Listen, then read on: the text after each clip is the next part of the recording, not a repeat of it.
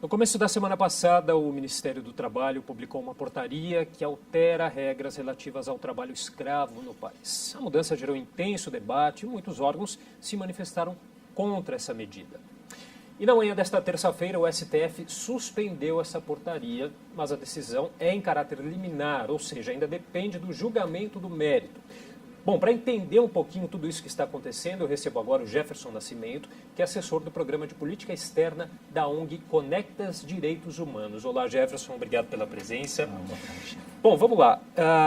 Essa decisão aí do STF, em caráter liminar, expedida aí pela ministra Rosa Weber, ainda pode ser revista, né? Agora, para a gente entender um pouquinho, quais são as principais mudanças que essa portaria trouxe? Então, a portaria 1129, né, da segunda-feira da semana passada, ela traz duas principais mudanças que traz preocupações para a sociedade civil e organizações da sociedade civil. Primeiro, ela altera o conceito de trabalho escravo. Ela, de certa maneira, contradiz um pouco o conceito trazido já pelo Código Penal. E segundo, ela enfraquece os mecanismos de combate ao trabalho escravo e, principalmente nesse sentido, ela afeta a lista suja, né, um mecanismo reconhecido internacionalmente como sendo eficiente no combate, e também aumenta a discricionariedade para medidas de combate ao trabalho escravo.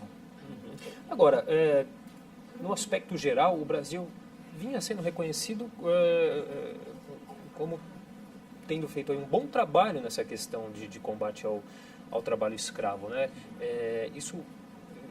Como que fica isso, essa relação agora até com organismos internacionais, né? A Organização Internacional do Trabalho, enfim.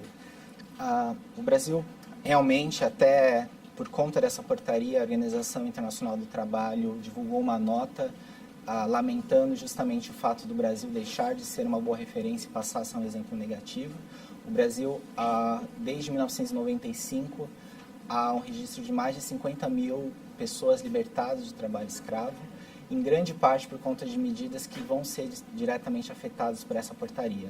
Foi criado em 1995 um grupo móvel de combate ao trabalho escravo, composto por auditores do trabalho, procuradores do Ministério Público do Trabalho e Polícia Federal, que teve um impacto muito positivo.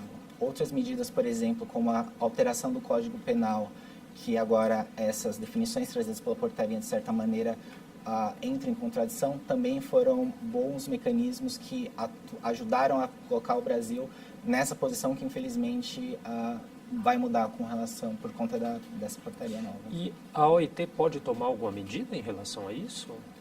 Então, o Brasil tem alguns compromissos com a OIT, há duas convenções principalmente que afetam, que tocam diretamente na questão do trabalho escravo, principalmente a questão do trabalho forçado, né, que foi um dos aspectos alterados pela portaria, e a OIT ela pode receber uma reclamação relacionada ao descumprimento do Brasil desse compromisso internacional. Uhum.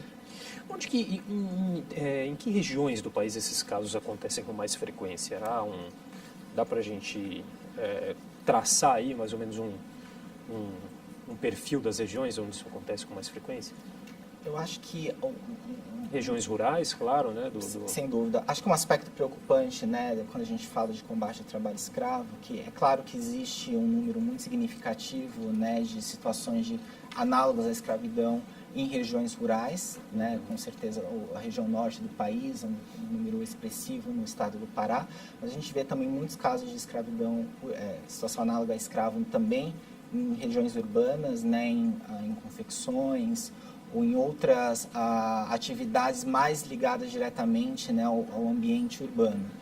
Então, infelizmente, é algo que não dá para ser localizado em uma determinada região, né? É um número muito expressivo, né, como eu mencionei antes.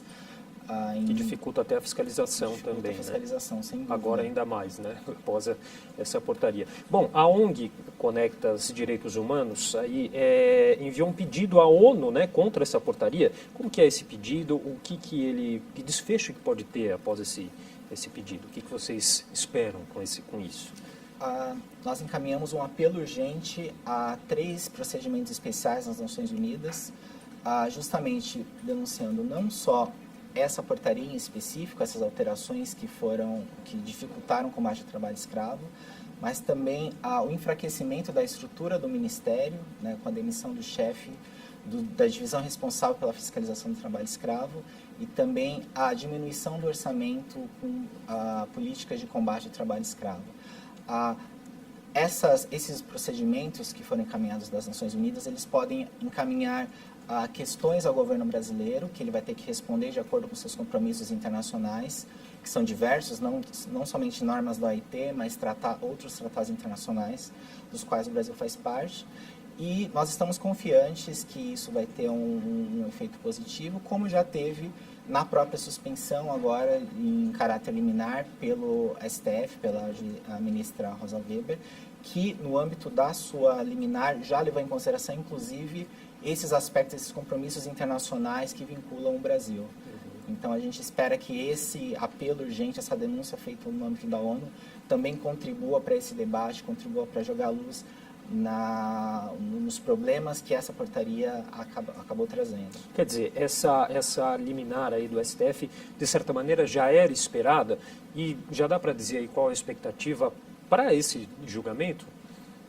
Eu acredito que a expectativa é bastante positiva de que essa portaria ela não vai prosperar, ela não vai continuar em vigor.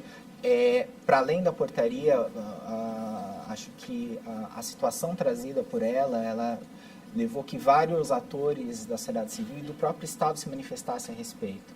Hoje mesmo, na reunião do Conselho Nacional do Ministério Público, a Procuradora-Geral Raquel Dodge se manifestou novamente contrariamente a essa portaria. Ela já havia encaminhado uma recomendação ao Ministério Público do Trabalho solicitando a revogação dessa portaria. Então a gente acredita que essa liminar ela só foi mais um elemento nesse grande acúmulo de instituições e órgãos que têm condenado esse documento. Tá certo. Jefferson, queria agradecer demais sua participação, a participação do Jefferson Nascimento, que é assessor do Programa de Política Externa da ONG Conectas Direitos Humanos, trazendo aqui alguns esclarecimentos em relação a essa questão do trabalho escravo. Obrigado, Jefferson, pela participação. Obrigado.